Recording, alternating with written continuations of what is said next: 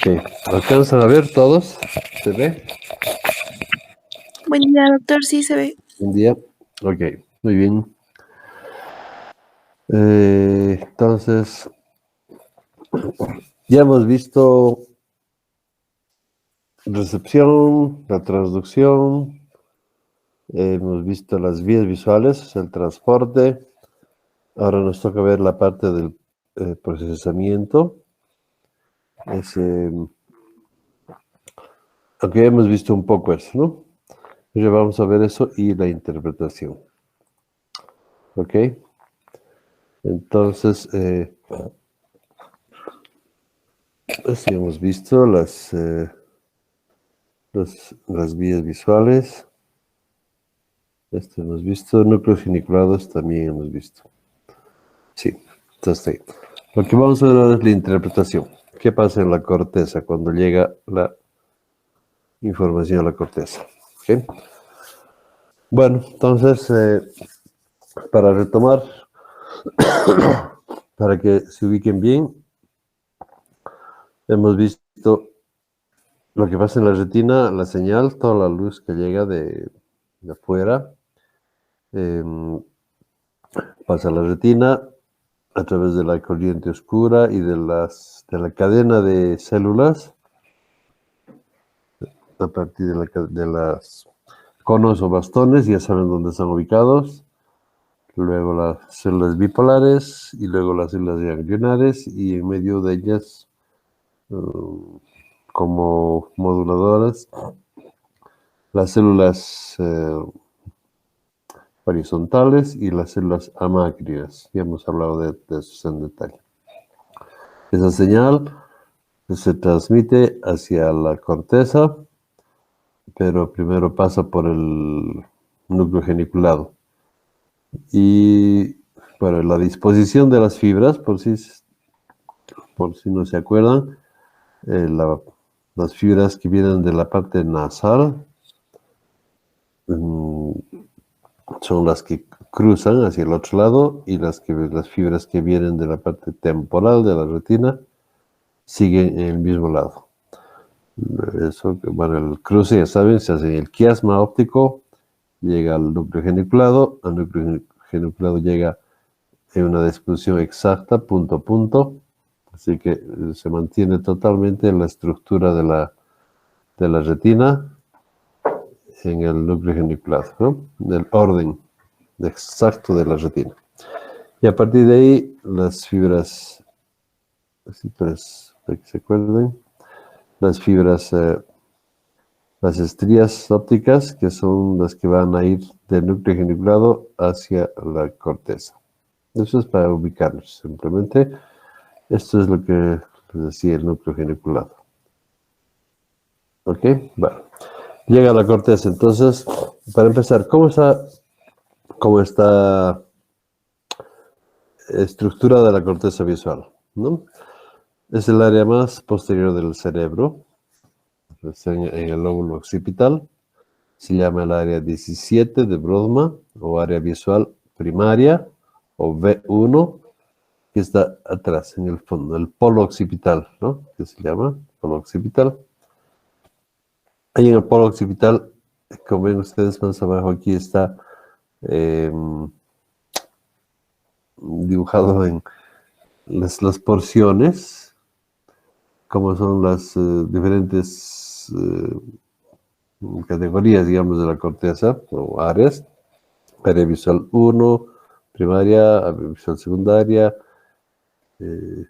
hasta la quinta, ¿no? Esa es la organización que está dada en